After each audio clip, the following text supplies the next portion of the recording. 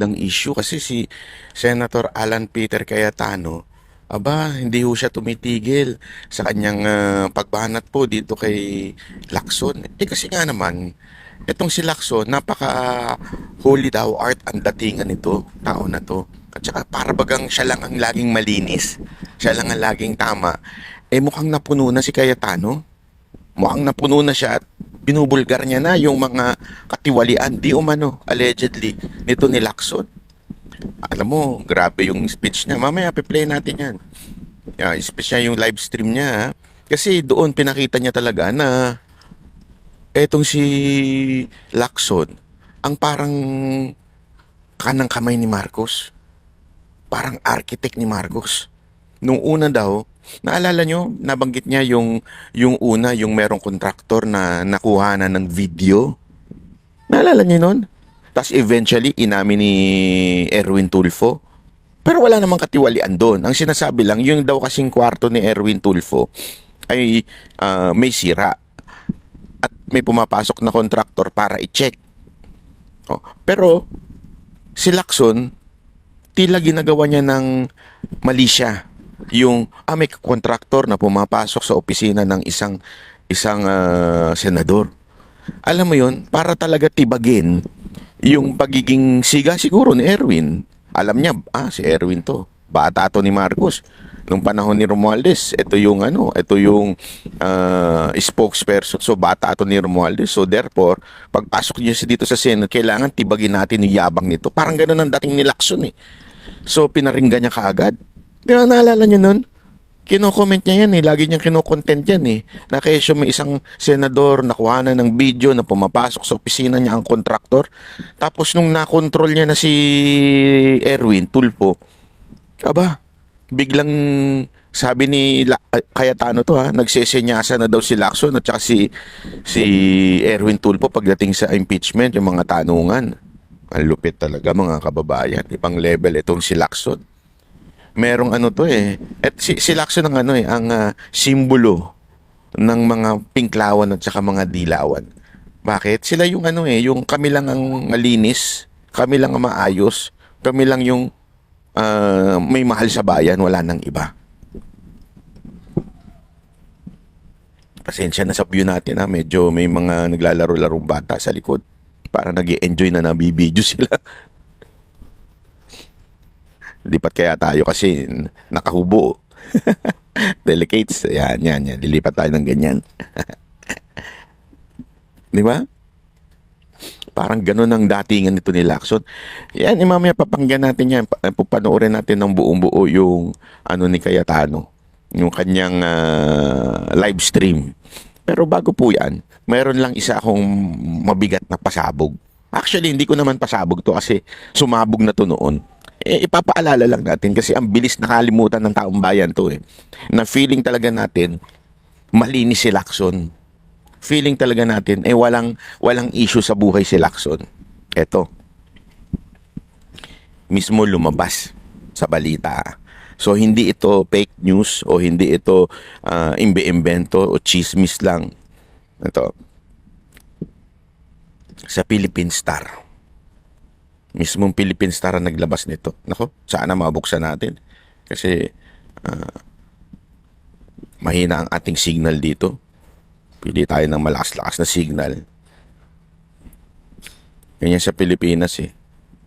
Kailangan dalawang SIM mo eh. Isang smart, isang Globe. Tapos para at least pagka mahina yung isa, sana ganun ang presidente, no? Diba? Sana ganun ang presidente.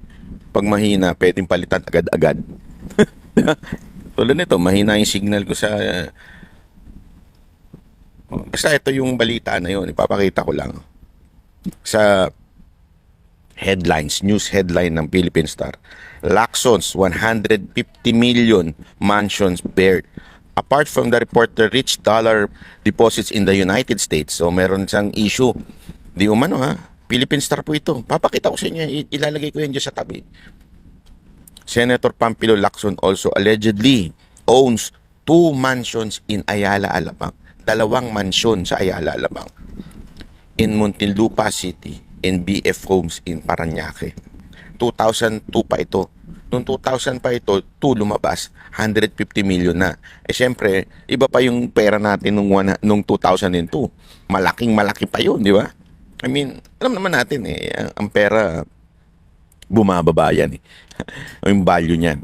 At nung time na yon, yung 150 million, malamang sa malamang, ang halaga nun mga 300 o 500 million na.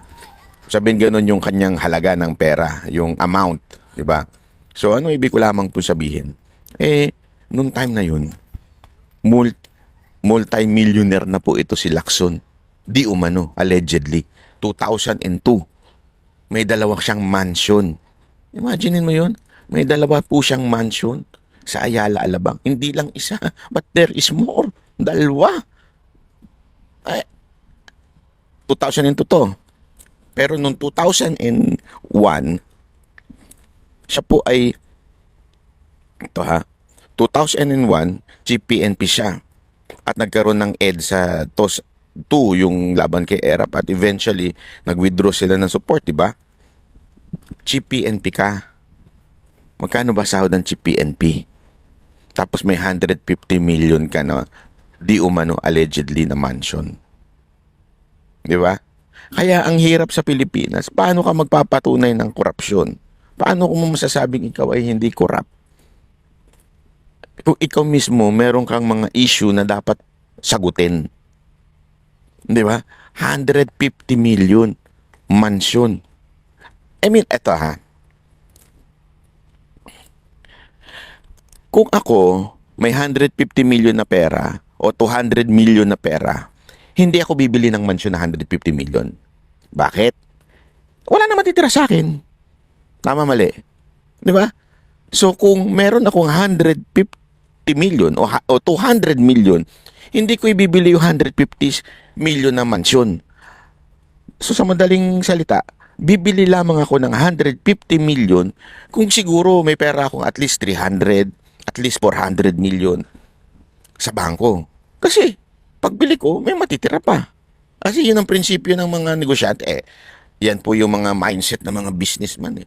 You do not spend all your savings in one entity or one item. Halimbawa lang, may kotse ako, meron akong perang 3 million. Bibili ba ako ng kotseng nakakahalaga ng 2.5 million? Hindi. Siguro, bibili ko ng mga 1.5 para may matira pa sa akin 1.5 just in case of emergency. Anong punto ko dito? Ipat lang natin para masaya. Yan. Anong punto ko dito mga kababayan? Ibig sabihin po, hindi lang 150 million ang pera di umano, allegedly, ni Lacson. Higit kumulang pa yan ng 150. Now, the question is, ano ba trabaho ni Lacson? Chief PNP ka, 'di ba? Chief PNP ka ng bansa natin. Kumita ka ng 150 million. Paano nangyari 'yun? 'Di ba po? Paano nangyari ganun kalaki ang pera mo sa bangko o pera mo na pambili ng bahay? Kaduda-duda. Kaya Lacson, huwag kang magmalinis. Huwag mong sabihin na malinis ka, lahat ng mga kasamahan mo masama. Lahat ng kasamahan mo korap. Kasi sabi nga ni Cayetano doon sa kanyang live stream parang pinalalabas ni Cayetano doon na si Lacson ang parang may pakana nung kay Marcoleta. Yung sinasabi niya na si Marcoleta ay nag-commit ng plunder. 'Di ba? Yun ang sinasabi ni ni Cayetano, parang ganun. Sabi nga niya, kung i-apply natin yung plunder kay Marcoleta dahil maraming nag-donate sa kanya, parang sinasabi ni Cayetano, paano pa sa'yo? Sa'yo talaga na namang ang dami daw na nagdo-donate sa kanya during the election. Di ba ilang beses, dalawang beses na ata siyang tumakbong vice or president. Nakalimutan ko na. Yung isa ata president, yung pangalawa vice. Pero ilang beses na, hindi, tama. President pa lang pareho. Ilang beses na po siyang tumakbong presidente. So, ibig sabihin, he can conduct a campaign na ganun kalaki, nationwide, presidente. Paano niya nagagawa yun? Don't tell me na lahat ng idinonate sa'yo ay napunta lang sa spending mo. Hindi kasi let's follow the logic doon kay Marcoleta. Si Marcoleta binigyan during the campaign ng pera dahil lang sa kampanya eh. Di ba? Nanggaling ba sa gobyerno? Hindi. Nanggaling sa private. Private person. Private si Kong Defensor eh. Ex na po yan eh. Ex-congressman na po yan. So ibig sabihin, private person po siya. So kung tumanggap siya doon sa kampanya, don't tell me hindi tumanggap daw si Lacson. Eh sabi ni Cayetano, kilala niya kung sino yung mga nag-donate sa kanya. So don't tell me na ubus lahat yun. Ah,